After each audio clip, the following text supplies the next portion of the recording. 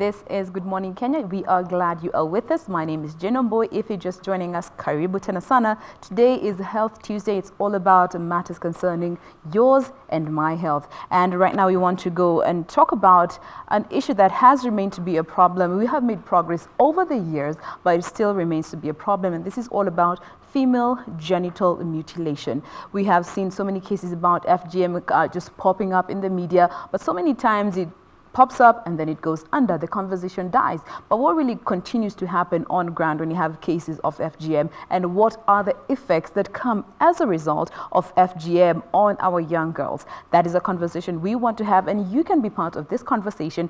Talk to us via our SMS line 20154 on the top left of your screen.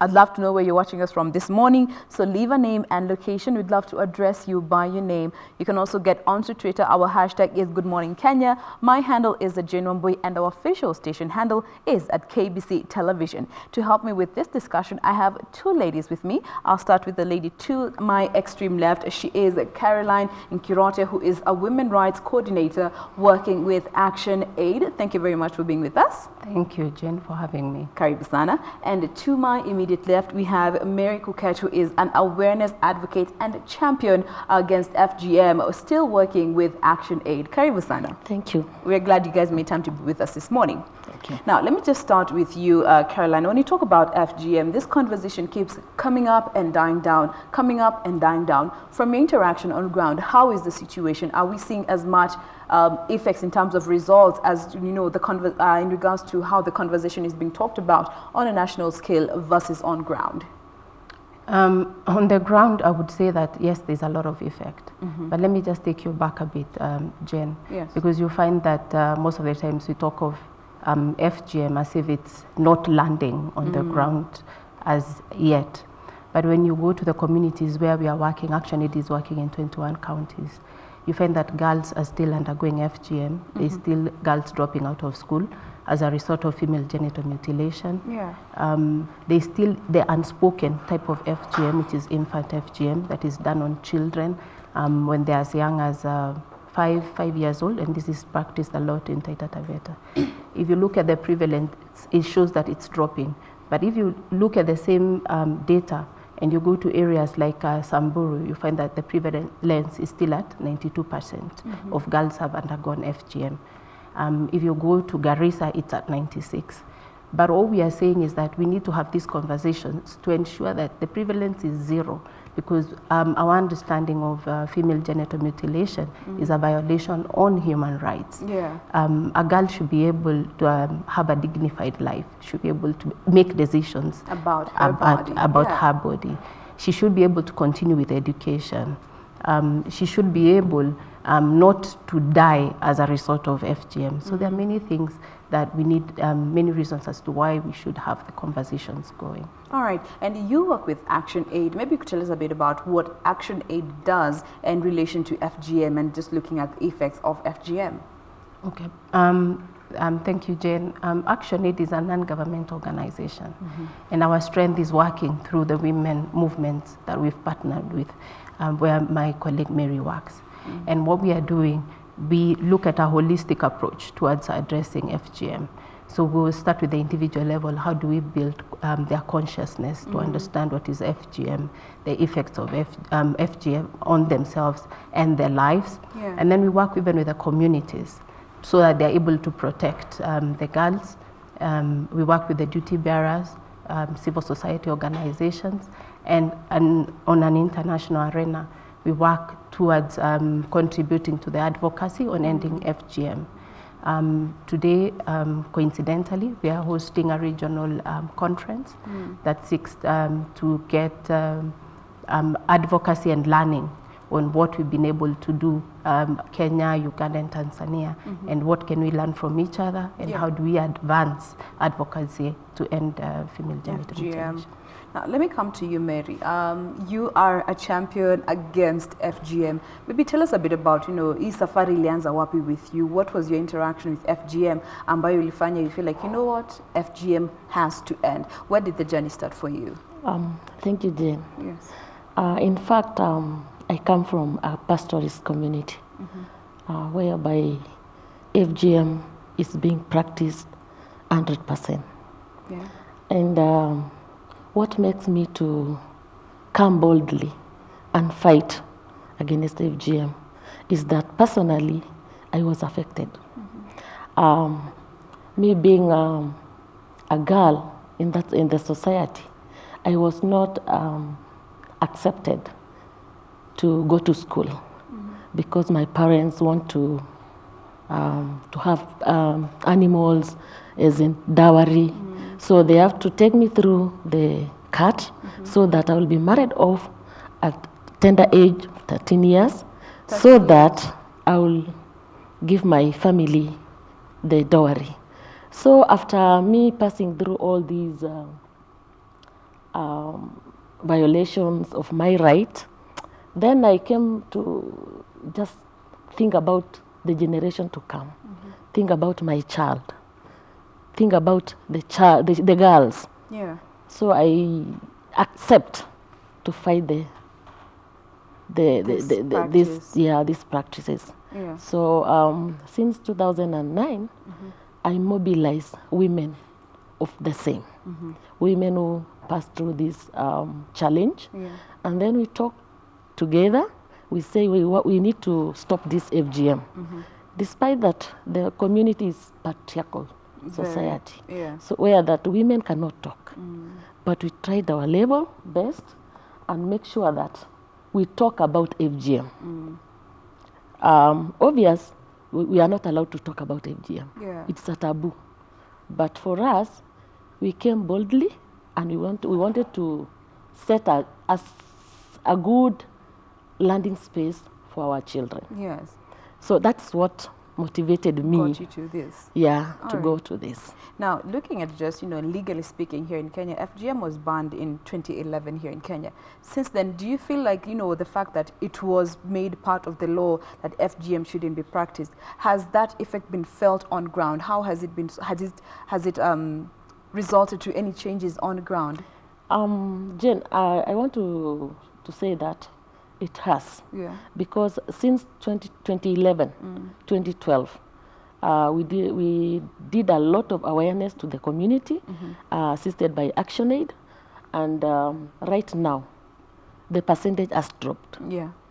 And right now we have some girls in university after those trainings, and we are proud that in future we'll have women who will be at decision-making levels. Yes. Yeah. And be able to just stop such practices. Yes. Now, yes, Caroline. She just reminded me of something. Yes, the prevalence is, we can see the effects of the prohibition against FGM Act. Yeah. However, there is also new trends where people are they're learning coping mechanisms. Yeah. So the circumcisers, taking the girls outside Kenya, cross-border. Yes. Yeah. Although it is prohibited in the law, they start looking for ways of hiding so that it is not recognized. And then also, if you look at, again, you mentioned law, you will see that even the prosecutions that we've gotten are not as many. So even it doesn't act as a deterrent as much as it is still happening. All right. So it's important that we keep conversing. Now, yes, the law did come into place, and and as a result, just as you have said, some developed a coping mechanism, and the practice went underground. And even now, I've heard cases of medicalization of this whole practice. Maybe have you interacted with these practices where I was just reading an article where some mothers even bring in nurses to their home to make their girls undergo this cut, and they pay handsomely for this such operations. Have you come across such cases where it's being now medicalized and you're getting professionals to actually do this? Yes, we've come across the cases, but you also have to bear in mind that it is illegal to even source or even have space where FGM is conducted. But we've heard of cases that people have come, including being brought into the country, which they pay, which is called tourism, FGM tourism. So you have your, say, relatives who live abroad, they bring in their girls to Kenya for holiday, just for circumcision. So it's a whole arena of issues that come with medicalization of FGM, because it's done under the watch of a trained doctor or nurse. But still the effect on the girl doesn't go away. Yeah. Because you can imagine your self-esteem, you can imagine that even when it comes to giving birth, you may have complications when you're that delivering. Are related to the that cut. are related to the cut. Yeah. When it comes to your marriage, your intimate relationship with your partner, again, you will have issues. If, it can also result to death during delivery. So medicalizing FGM doesn't mean that you're safe. All right. And for those who still practice it, what are some of the reasons that they're actually giving for taking the children under this cut? Because you had just mentioned there's some who take the children to get the cut when they're less than a month old after birth. A baby who is less than a month old and still the parent takes them to get such a cut. What are some of the reasons that some of this, the people who are undertaking this practice are giving for making the children go through such? Let me hear from you, from your interaction with the community and the other ladies out there. How are they justifying this action? Okay, initially, Jen, taking or passing through FGM was just a rite of passage. But now, in terms of taking children 1 month old is a bit difficult because in pastoralist community, they normally cut a girl between 9 years to 15 years. Okay. Now it means that the community is now finding a way whereby they will do the FGM so that people cannot know, maybe the law enforcers will not know. So, because it is a culture.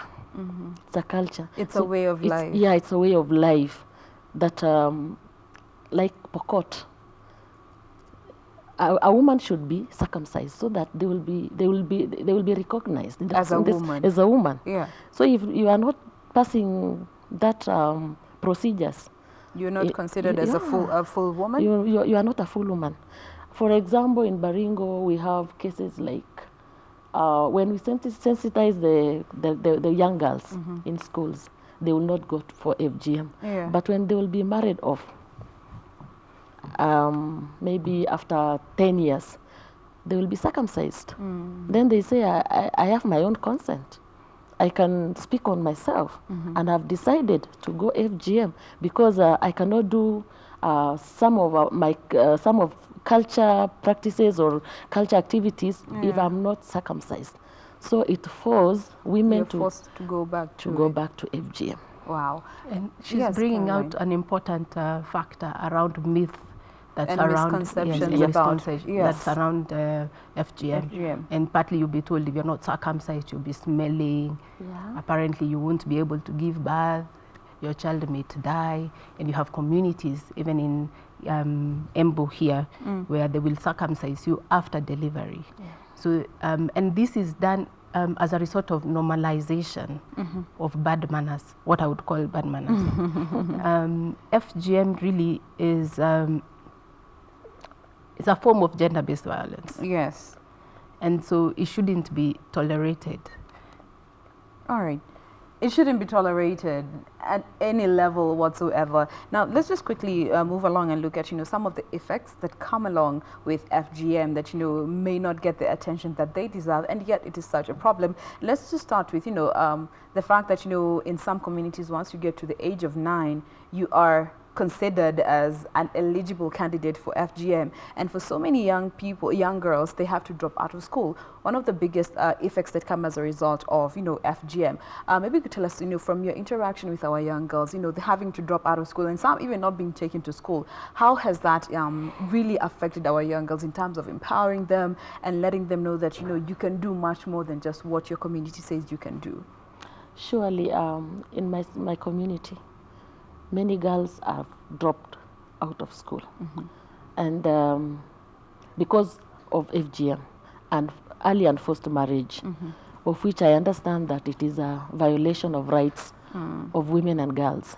And as I interact with these girls, some of them are passing a lot of challenges because, one, their dreams are not coming through.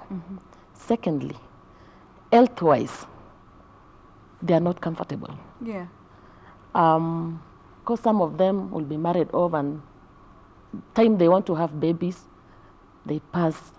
It becomes a challenge. It's a challenge because when they deliver, they have to be cut, and sometimes they pass through operations. Some are losing their lives because they cannot push their baby. Some can bleed to death. So there's a lot of challenges. Then some of them, most of them are desperate because they are not learned.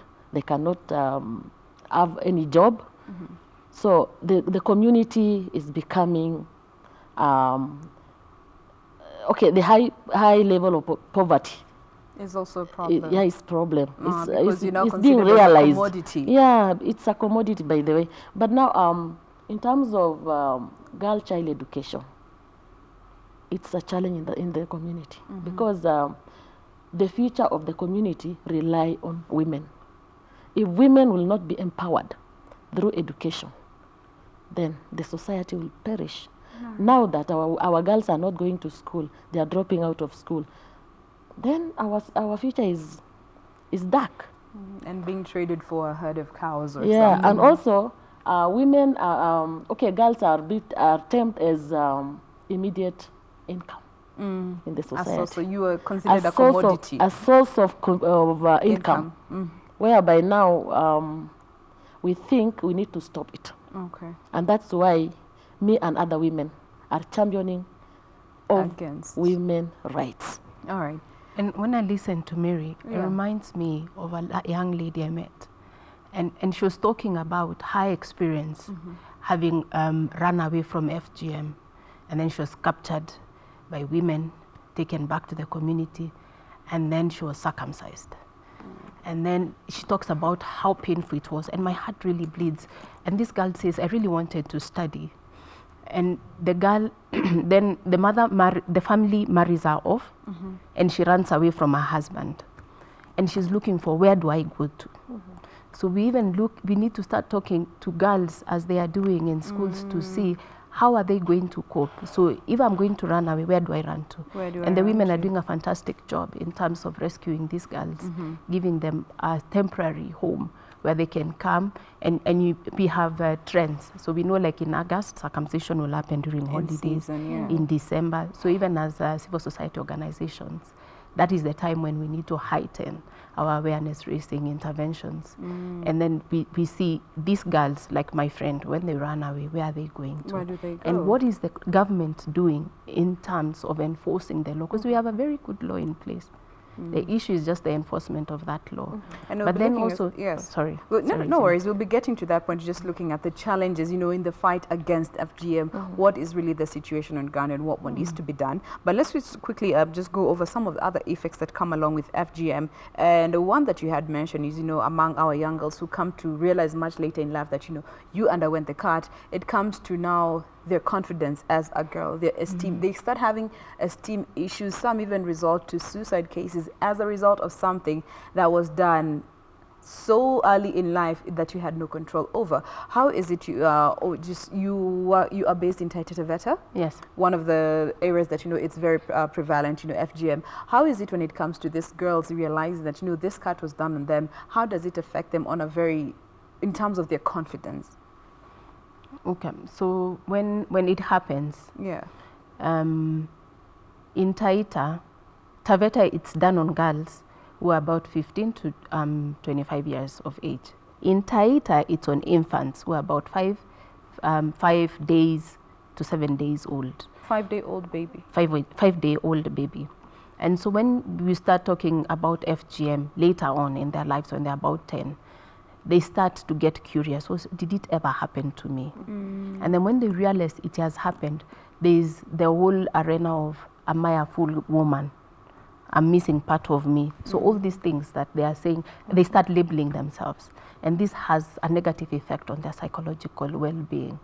And even in terms of their learning outcomes, it starts to affect them. So we have to invest a lot in their counseling and having sessions with them, and also ensuring they understand why they need to stop it from happening to siblings or even to the rest of the community. To the younger girls to that the younger come girls, after them. yes, yes. All right. Now let's just go to now in the fight against FGM in itself. It still is a challenge, but we're making progress. But there are those things that have become such a problem along the journey. And let's just start with safe houses, where just from what you had mentioned, a girl running away from running away from this cat, and she's caught and taken back because she doesn't have a place to go. When it comes to just setting up safe houses, how are we doing in that regard? Do we have enough when it comes even to funding to just help put up such places that is a safe haven for our young girls who don't want to undergo this cut?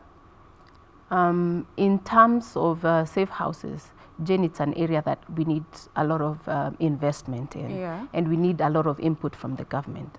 You go to counties like Taita, Taveta doesn't have a safe house by the government. Other counties, ActionAid has intervened where we have rescue centers. But this is a temporary place because, again, the girl should not be forced to live outside her community. You can imagine you've already run away. Are you being pushed away from your community? You should be you should be able to be integrated, and so that's why there's a gray area around management of safe houses. But for the temporary time where she's running away and when we are intervening, because we still have to have conversations through the community with the family to try and see where it was going to happen and involving the government, police, so that this girl can feel safe in her community.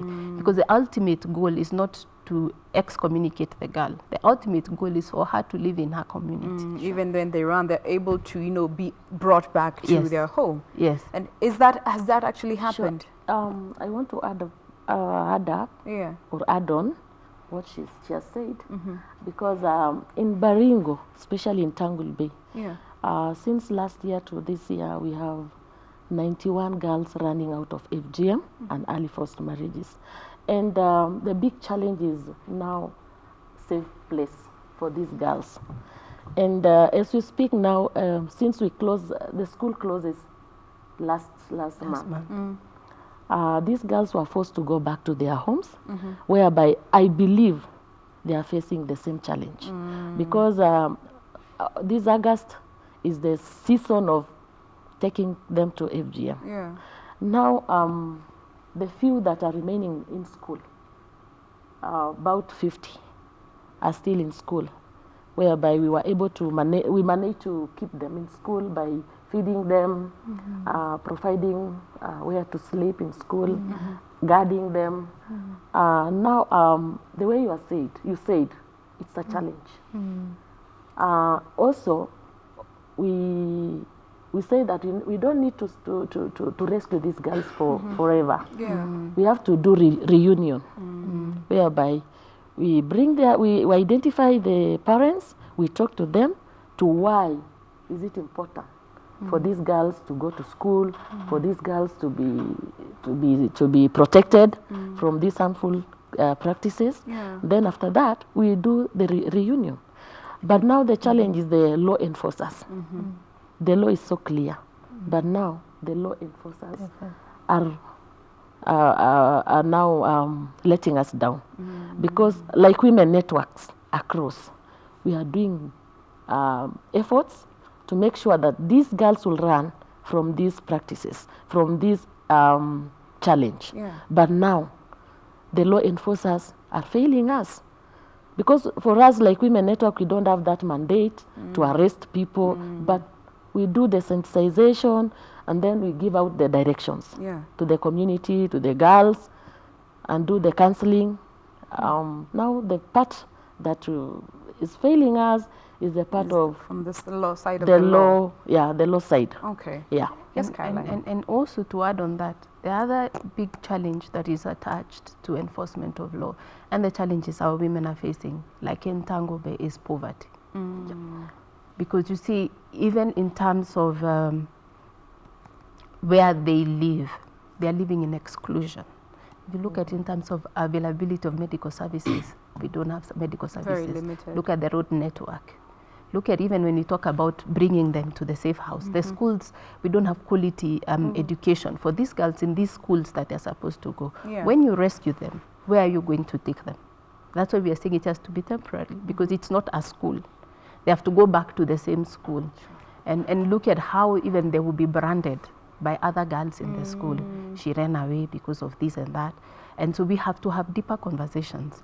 It is important to also look at who are the decision makers in our community, who are the opinion leaders in that community. How well are we going to work with them, with the cultural leaders, so that even as they come to the safe houses or protection centers that are in the community, even the community is supporting them to go to that place as a rescue place, so that it is not seen as something that is foreign to the community. And that just brings in the whole aspect of awareness. Once this, you find a situation where a girl has run away from home or her community and gone to one of these safe centers, now you have to stay with them for just a little while, but take them back home. Now, when you're trying to just start that conversation with their parents, with the community elders, in terms of letting them know why this child ran away and the consequences that come as a result of FGM. How has that, interaction in terms of awareness been, in terms of just letting the parents understand where the child is coming from and the harmful effects of FGM? Let me just hear from you first. Yeah, for us, we interact with women, not men. Yeah. Especially women living in poverty and exclusion. So we talk to them to understand to why is it important to take these girls to school? Why is it important to protect the rights of our children?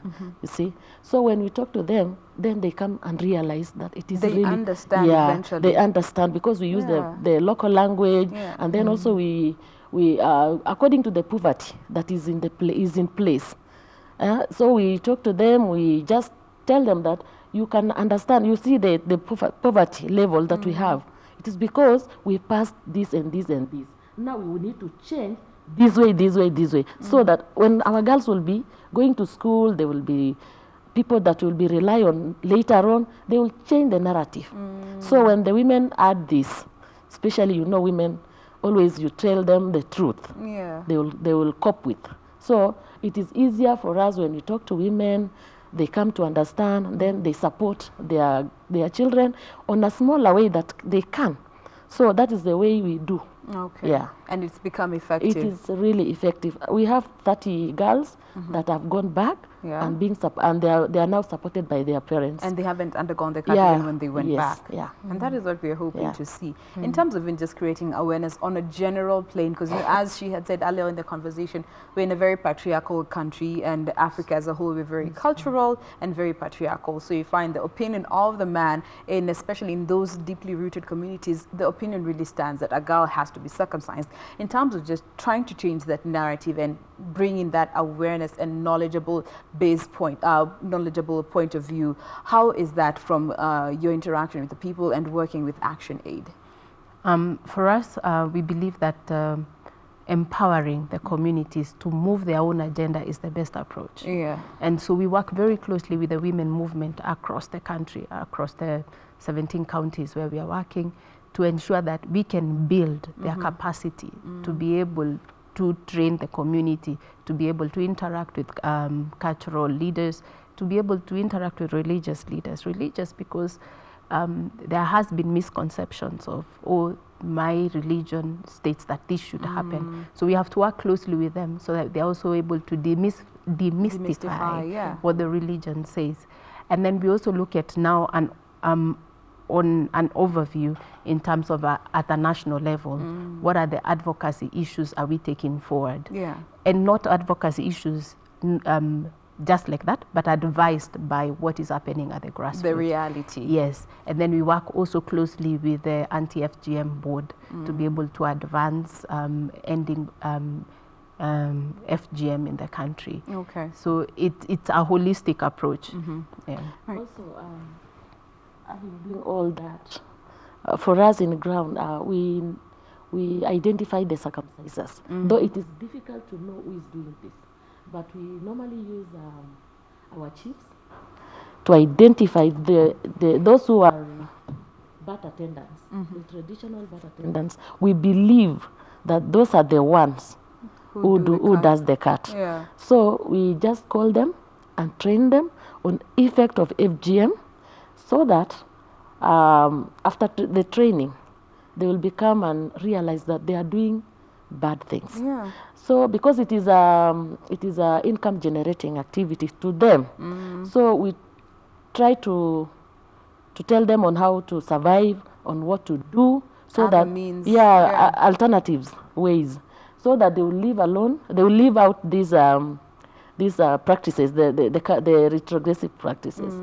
So for us, we've been able to train 60 circumcisers. We call them circumcisers, though we don't know, but they are birth attendants. We believe those are the ones. Be some of the practitioners. Yeah. So we have been able to train that 60 of them, and they have already joined us. They are now crusading. They are the crusaders against the FGM. Nice. So that's one of the big achievement. All right. Yeah. And also that just brings in this whole conversation about partnerships and the relevant, stakeholders that can come into play and help this fight against FGM. And let me just hear from you, Carolyne. How is that in terms of, or rather, what more needs to be done to just get more partners on board to help drive this conversation and actually get to a point where we can actually see results on ground and not just remain talking about it and nothing is happening on ground? So in terms of partnerships, so we have... Starting with the government. Yes, Jen, we have to start with the government and see, are they putting measures in terms of budget? If you look at budgetary allocations, is it commensurate to the struggle that we have? And also advocate for more money going towards the fight against FGM. Yeah. Not only the government, we also have to look at like-minded organizations. We have to look at media houses. How do we all talk the same language? Because I believe that not even one girl should have to undergo FGM. And look at even locally, we have to also partner with the local organizations, the community-based organizations, the county governments, so that we are all speaking the same language and convening and being able to put our thoughts together and see which is the best approach towards addressing FGM and ending FGM in the country. Yes. The biggest part of that is in terms of resourcing, because without resources, then we are not able to advance the conversation. We are very limited. Yeah. All right.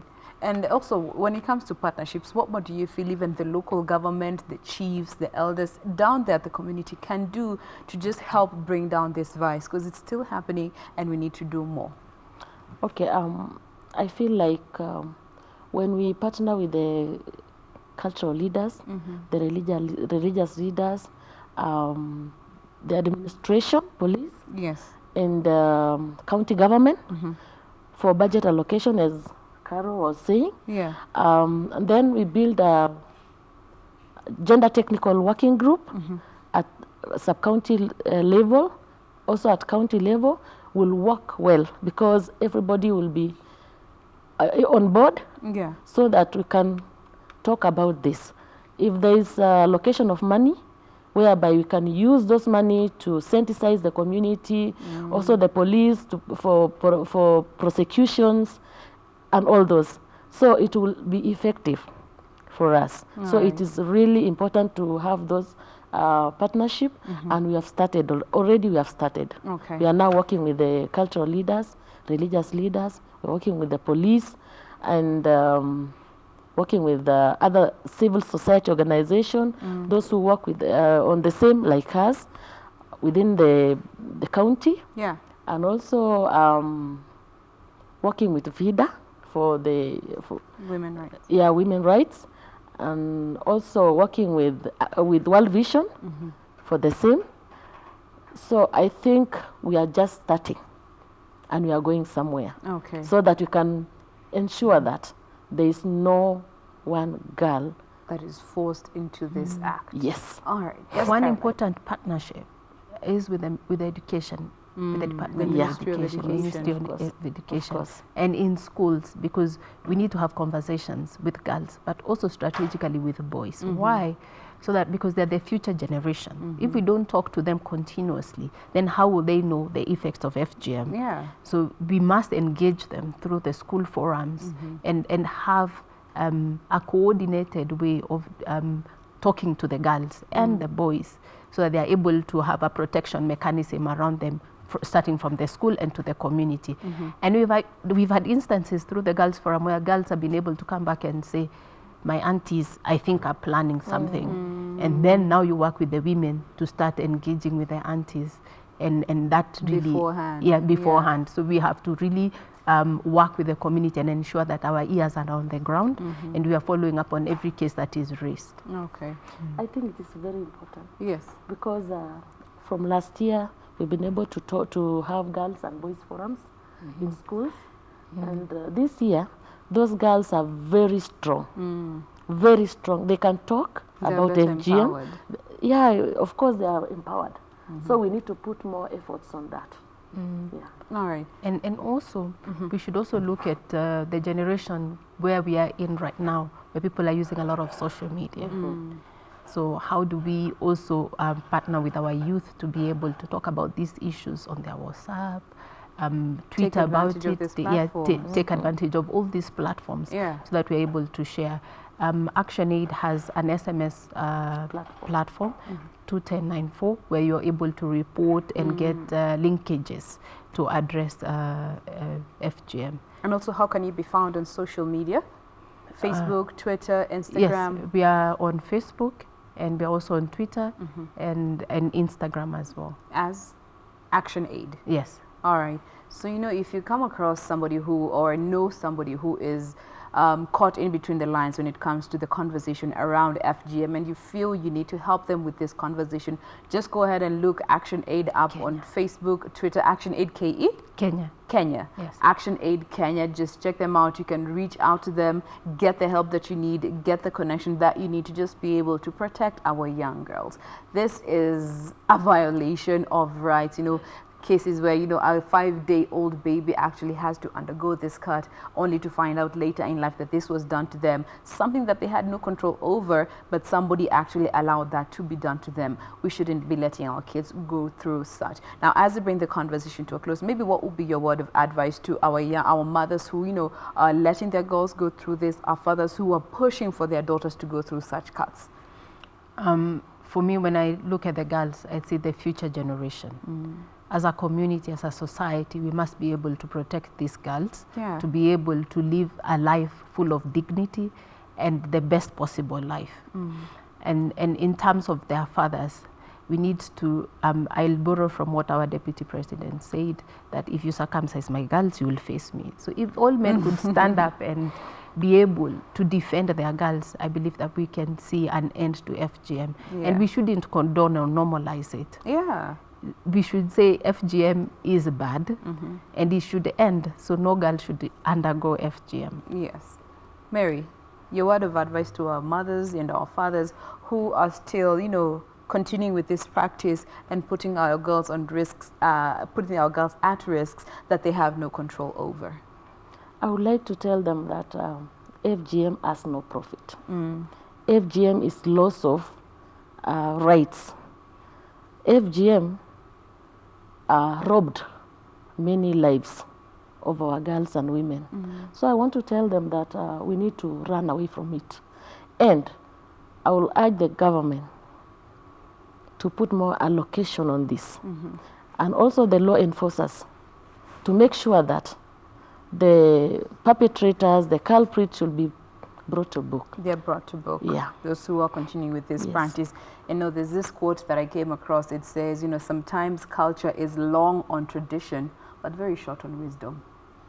Some of these things, they have no value to you as a woman. If anything, they take away from you. So, you know, why would you let your child go through this only for them to, you know, not be a full woman as you expected them to be, which was your intention, you know, from the beginning. So let's skip this conversation about FGM, going to just try and understand the effects that come along with FGM on our young girls. You know, they are the ones who get to face the consequences, not you as the parent. You make your child go through this cut, yet they're the ones who are going to walk that journey. The pain, the shame, the self-esteem issues that come along with even childbearing issues may come along the journey. It is your child who is going to face these consequences consequences, not you as the parent who made your child go through this.